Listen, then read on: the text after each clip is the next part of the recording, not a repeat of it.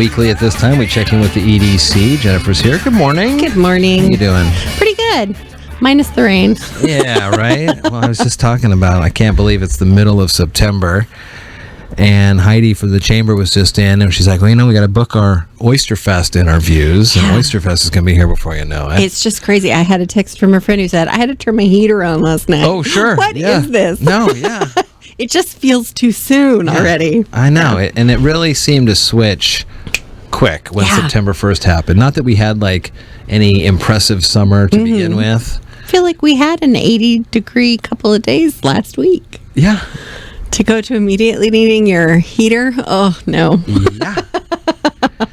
Anyways, what's going on with the EDC? Well, just wanted to come in and talk with you about, we put together an infrastructure list, a prioritized infrastructure list for the county, and we have completed it. It's been approved through our board. We're submitting it to the county for their review and approval.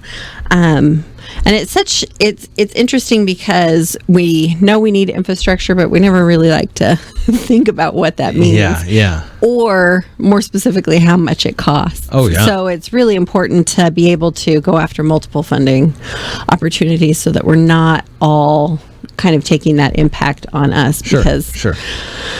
I don't think we'd have very many citizens living in Mason County if we had to. So this list is something that we put together so that those public entities that we have that provide those necessary infrastructure projects, that they have different avenues to find dollars, to find funding, to find different partners that have the same goal. So when you're talking about, let's just throw in, one of the main things that people look at are bridges. Right. Mm-hmm. So that means what? You can look for funding sources from DOT, maybe as transportation needs. Mm-hmm. You look at funding sources from commerce, perhaps, as a way to move goods. Right. And even a step beyond our state is federal funding opportunities as well.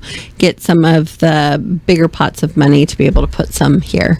The bridges are interesting because they are very specifically transportation. So if you're looking more at, say, a water line extension or something that can touch on transportation, that's good. But there are also other infrastructure projects that never touch DOT, so you can go after more opportunities with them. You've got the capital budgets request, you've got different pockets within the state that do it, but even outside of that federally, and looking at what your partner structure is it important to have just one when you're looking for multiple funding avenues? A lot of those lists and people like to see groups come together to say, oh, it's not just this water line extension. We're also putting fiber in, and we're doing, sewer project in that same hole that you're digging. So really looking at projects that are upcoming for PUDs, for the port, for the city, and how can we fund multiple projects that the overall budget might be slightly bigger, but you get more projects finished if we can work on that collaboration. I remember staying up late nights, probably supposing to be doing homework and watching TV, and there's that dude with the suit with the question marks on it. You know that guy? He's always saying, there's a ton of money out there if you just know where to look for it. Is that really true? Even for big agencies and EDCs like that, there's a lot of grant money out there, statewide, federally, that gets left on the table because either people aren't thinking enough, perhaps outside of the box, as to how their projects can fit into that, or... Well, I think blanket-wise, I would say probably there is money out there. The problem is that everybody's competing for that money. Yeah. So let's say that you've gone through the whole process once and your project ended up not being selected, but it's ready to go. It's shovel ready. All you need is the yes. Your contractors are lined up. Everything works out. That funding that wasn't given to you could fall through on a different project. So those legislators and those funding entities are going to go out there looking for a project to be able to move it quickly. So your readiness and your ability to answer I've got this project, but, it's still in the planning phases. You're not going to get that money right now. You need to be talking about your project. You need to be showcasing it, and you need to be moving your project forward so that when you do get that final piece of the funding puzzle, you're able to move forward. Because some projects cross years, some projects cost different budget cycles. So you are, even getting the approval, you are constantly having to say, yes, we're ready to go. Yes, we're ready to go. And being ready to move.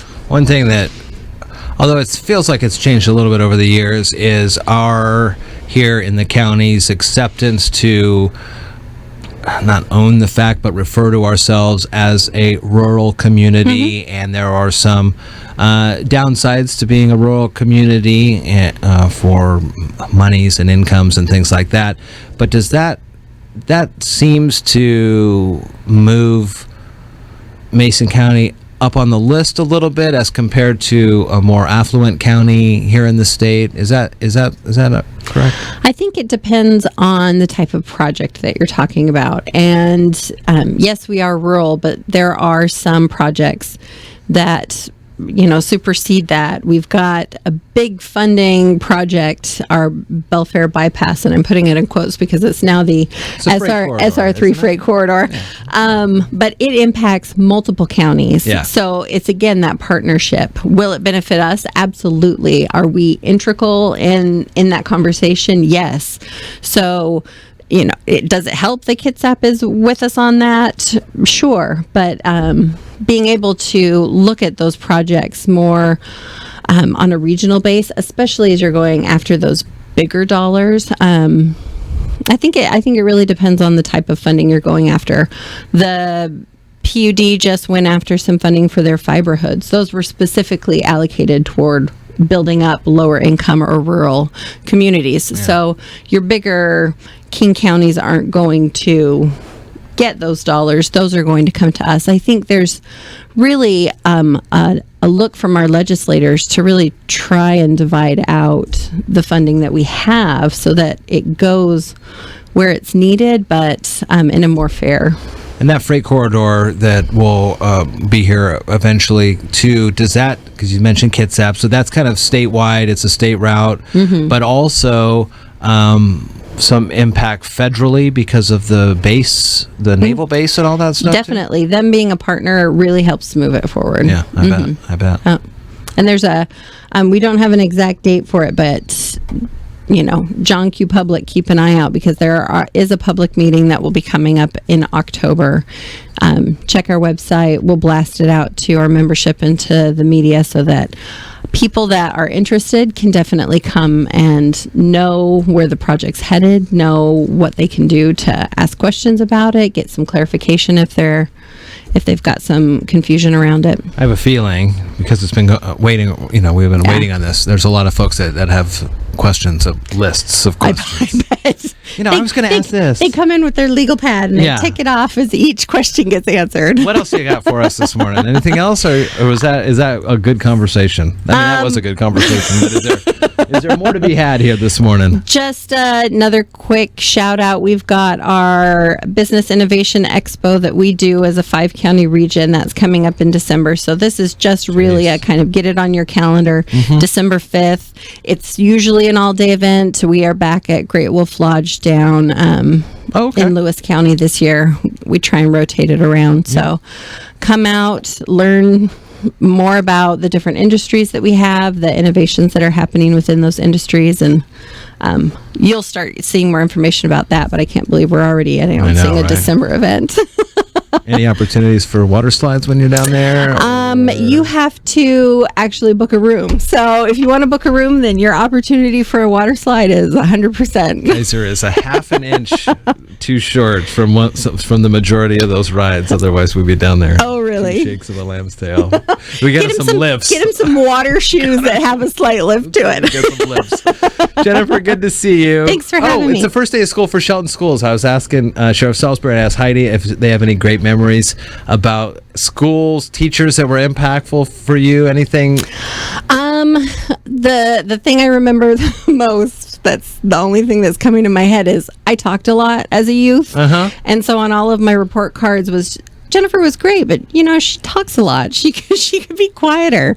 And my mom made me. We weren't allowed to get our ears pierced until we were about 14. And my mom made me every week get something signed from the teacher saying that I did great that week. Didn't talk very much, and it was a whole 6 weeks beyond my birthday before you got the chance. Forward, yeah. Oh my gosh, that's funny. Good times for kids and parents and teachers, administrators, everybody starting today for sure in the Shelton School District. All right, 8:49 at I-Fiber 1. Good to see you. You as well.